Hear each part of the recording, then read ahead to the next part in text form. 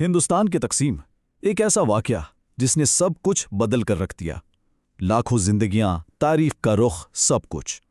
لیکن سوال یہ ہے کہ کیا یہ سب کچھ صرف مذہب کی بنیاد پر ہوا، یا کیا یہ ایک سوچی سمجھی چال تھی، ایک دھوکہ تھا؟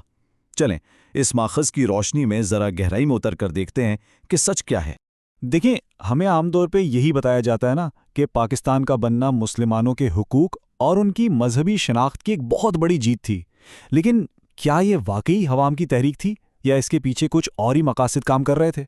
اس پوری کہانی کو سمجھنے کے لیے ہمیں 1947 سے بھی بہت پیچھے جانا پڑے گا۔ سال تھا 1905، جب انگریزوں نے بنگال کو تقسیم کرنے کا اعلان کیا۔ کہنے کو تو یہ ایک انتظامی فیصلہ تھا، لیکن اصل میں یہ اس کھیل کی پہلی چال تھی جو آگے چل کر بر صغیر کی تقدیر بدلنے والی تھی۔ اور یہیں پر تضاد بالکل صاف نظر آ جاتا ہے۔ انگریزوں نے کہا، جی ہم تو بس انتظامیہ کو آسان بنا رہے ہیں، لیکن ہوا کیا؟ نتیجہ نکلا ایک ایسا بنگال جو ہندو اور مسلمان میں بٹ گیا۔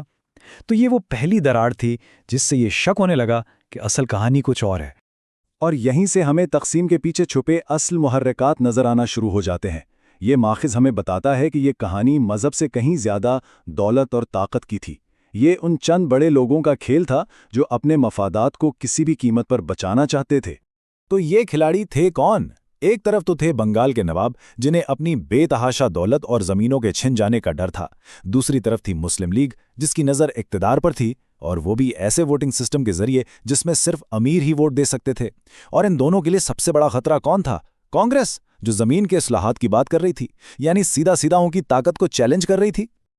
اور سب سے حیرانی کی بات کیا ہے، اس تحریک کے ایک بہت بڑے نظریاتی رہنما علامہ اقبال کا اپنا شروعاتی فلسفہ اس سب کے بالکل الٹ تھا۔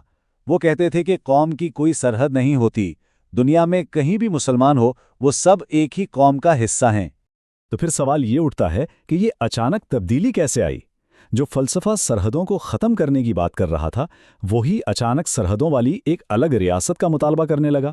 یہ ماخذ ہمیں سوچنے پر مجبور کرتا ہے کہ اگر امت سرحدوں سے اوپر ہے تو پھر ایک خاص زمین کے ٹکڑے کی ضرورت کیوں پڑ گئی؟ کیا اس کے پیچھے وجہ واقعی مذہب تھی یا کچھ اور؟ اچھا، اگر اس بات پر کوئی شک تھا کہ عوام کس کے ساتھ کھڑی ہے، تو 1935 کے الیکشن کے نتائج نے ساری کہانی صاف کر دی۔ کانگریس کو زبردست کامیابی ملی، اور دوسری طرف مسلم لیگ، جسے لوگوں نے آپ کہہ سکتے ہیں کہ تقریباً مسترد ہی کر دیا تھا۔ تو یہ نمبرز خود بتا رہے ہیں کہ عوامی حمایت اصل میں کس کے پاس تھی۔ تو پھر مسلم لیگ اقتدار تک پہنچی کیسے، اگر عوام ساتھ نہیں تھی تو؟ اس ماخذ کے مطابق جواب ہے ایک ایسا الیکشن جس میں دھاندلی کی گئی۔ 1946 میں ایک الیکشن ہوا جس میں ووٹ ڈالنے کا حق ہی صرف امیروں اور پڑھے لکھے طبقے کو دیا گیا۔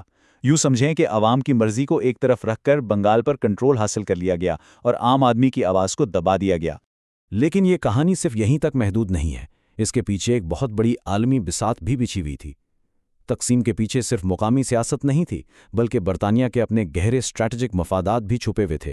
ذرا منظر کو تصور کریں، دوسری جنگ عظیم ختم ہو چکی ہے، برطانیہ کی طاقت ٹوٹ چکی ہے، ایک نئی سرد جنگ شروع ہو رہی ہے، اور سوویت یونین کے بڑھتے ہوئے اثر کا خوف ہر طرف پھیلا ہوا ہے۔ ایسے میں ایک کمزور ہوتا ہوا برطانیہ بر صغیر پر اپنی پکڑ برقرار رکھنے کے لیے کچھ بھی کرنے کو تیار تھا۔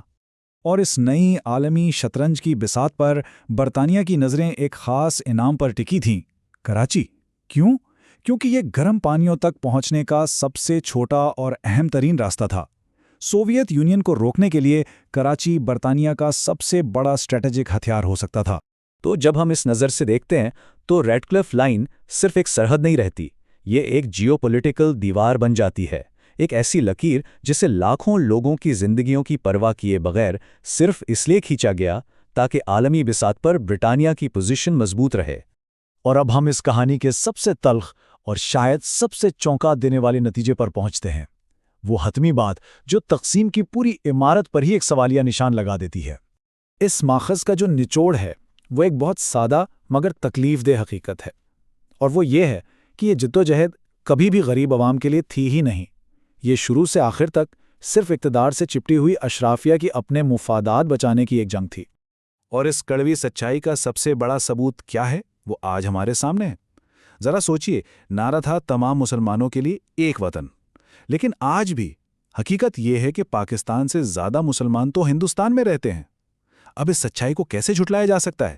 تو آخر میں سوال وہیں آ کر کھڑا ہو جاتا ہے، کیا تقسیم عوام کی فتح تھی یا پھر اشرافیہ کا ایک بہت بڑا دھوکہ؟ یہ ماخذ ہمیں دعوت دیتا ہے کہ ہم تاریخ کو صرف کتابوں کی نظر سے نہ دیکھیں، بلکہ اس سوال پر خود غور کریں اور شاید تاریخ کو ایک نئے زاویے سے سمجھنے کی کوشش کریں۔